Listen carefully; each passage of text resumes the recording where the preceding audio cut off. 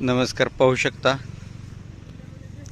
आज 27/1/2026 माघवारी यात्रेनिमित्त पंढरपूर वाखरी येथे खिल्लार जनावरांचा बाजार भरायला सुरुवात झालेली आहे।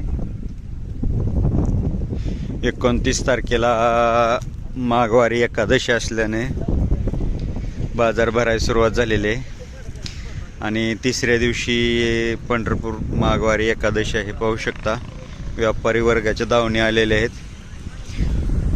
उद्या 28 तारखेला शेतकरी वर्गाचे भरपूर जनावर येतील।